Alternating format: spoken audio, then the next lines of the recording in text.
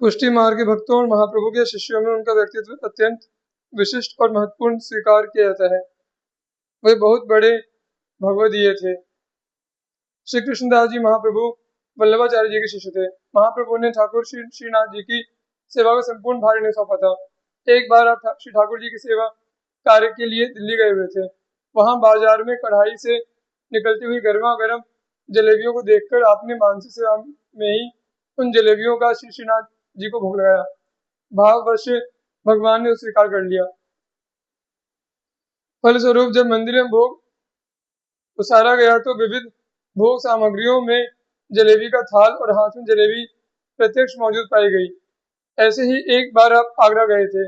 वहां आप एक वेश्या का अत्यंत मधुर राग स्वर से गायन सुनकर प्रेम के वशीभूत हो गए और उससे बोले, क्या तू हमारे चंद्रमुख श्री लाल जी के यहाँ चलकर गाना सुना सकती है?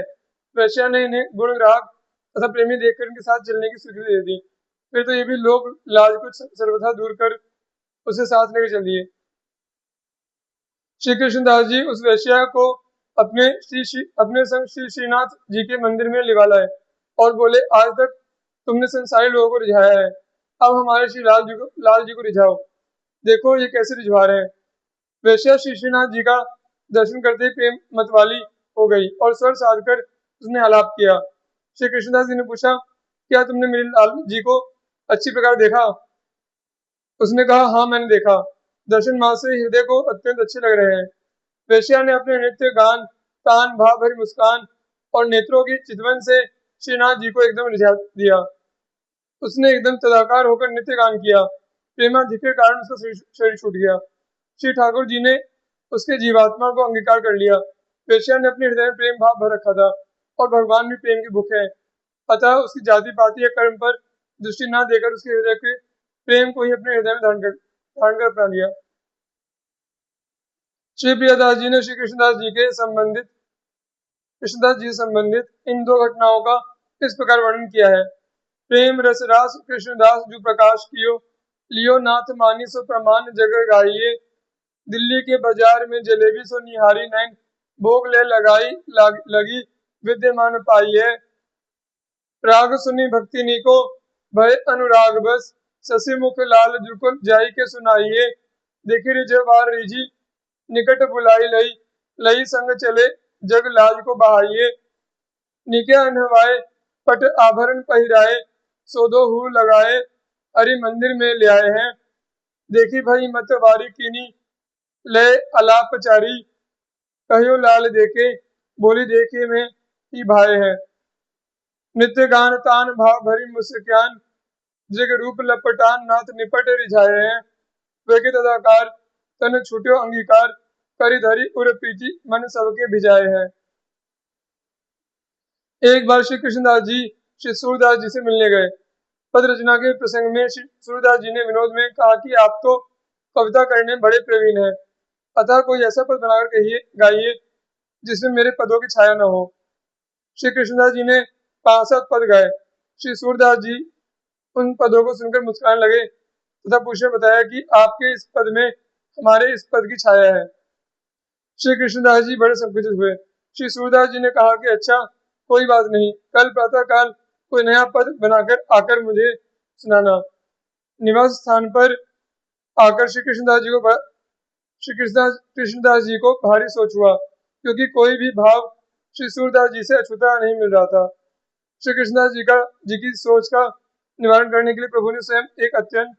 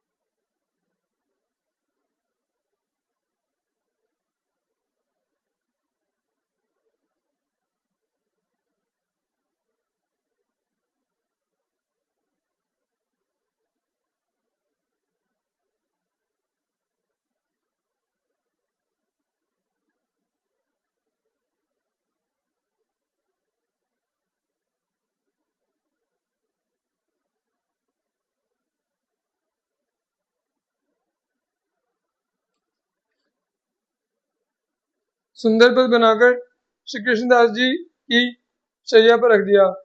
जब चिंता में निमग्न श्री कृष्णदास जी शैया पर पहुंचने लगे गए तो सिरहाने श्री प्रभु के कर कमल से लिखा हुआ पद पाया। फिर क्या था, प्रातः काल होते ही श्री कृष्णदास जी पुनः श्री सूरदास जी के पास आए और उस पद को सुनाया। सुनकर श्री सूरदास जी बड़े सुखी हुए। साथ ही यह जानकर कि यह पद श्री कृष्णदास रचित नहीं हो सकता है, इसे तो श्री श्रीनाथ जी ने बनाया है, श्री सूरदास जी ने इसे श्री ठाकुर जी का पक्षपात बताया। श्री ठाकुर जी के इस पक्षपात पर श्री सूरदास जी रुठ गए। उन्होंने मंदिर में कीर्तन की सेवा बंद कर दी। तब श्री ठाकुर जी ने उन्हें मनाया। फिर तो भक्त और भगवान के हृदय में परस्पर प्रेम रंग छा गया। श्री ठाकुर जी की इस लीला और भक्त वत्सलता का वर्णन श्री प्रियादास जी ने इस प्रकार किया है। आए सूर सागर सो कहीं बड़े नागर हो, को पद गावो मेरी छाया न मिलाइए। गाए 5-7 सुनी जानी मुस्कात कही भले जो प्रभात आनी करके सुनाइए। पर्यो सोच भारी गिरिधारी उरधारी, बात सुंदर बनाए सेज धरियो यो लखाइए। आए के सुनायो सुख पायो पक्षपात ले, बतायो हूँ मनायो रंग छायो अभु गाइए। अंत समय में श्री कृष्णदास जी फिसलकर कुएं में गिर गए और उसी में उनका शरीर छूट गया। यद्यपि भजन के प्रताप से आपको तत्काल दिव्य देह की प्राप्ति हो गई, परंतु लोगों के मन में अकाल मृत्यु की आशंका थी। इस आशंका से रसिक जनों के मन में दुख हुआ।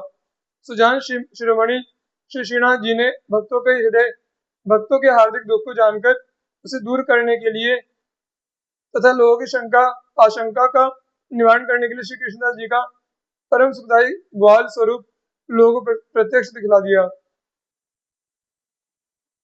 श्री गोवर्धन जी की तलहटी में कुछ ब्रजवासियों को देखकर दिव्य देहधारी श्री कृष्णदास जी ने कहा कि आगे श्री बलदाऊ जी गए हैं, उन्हीं के पीछे पीछे मैं भी जा रहा हूँ। आप लोग श्री गुसाई विठलनाथ जी से मेरा प्रणाम कह देना। तदुपरांत श्री कृष्णदास जी ने पृथ्वी में गड़े हुए धन का पता बताया, जो इन्होंने पूर्व शरीर से सुरक्षार्थ पृथ्वी में गाड़ रखा था। ब्रजवासियों ने आकर श्री कृष्णदास जी का वृत्तांत गुसाई श्री विठलनाथ जी से निवेदन किया। पुनः निर्दिष्ट स्थान खोदा गया तो वहां धन भी मिला। इससे सबको विश्वास हो गया कि निश्चय इन ब्रजवासियों को श्री कृष्णदास जी मिले थे। तथा दूसरी बात यह कि श्री कृष्णदास जी की अधोगति नहीं हुई, फिर भगवान की नित्य लीला में सम्मिलित हो गए। भक्तमाल के टीकाकार श्री प्रियादास जी ने इस घटना का अपने एक कविता में इस प्रकार वर्णन किया है। कुआं में खिसिल देह छूटी गई नहीं भई यो आशंका कछु और उर आई है। रसिकन मन दुख जानि जो सो सुजान नाथ, दियो दरसाए तन ग्वाल सुखदाई है। गोवर्धन तीर कही आगे बलबीर गए, श्री गुसाई धीर सो प्रणाम यो जनाई है। धनऊ बतायो खोदी पायो विश्वास, आयो हिये सुख छायो संग पंकल बहाई है। श्री वर्धमान जी तथा श्री गंगल जी।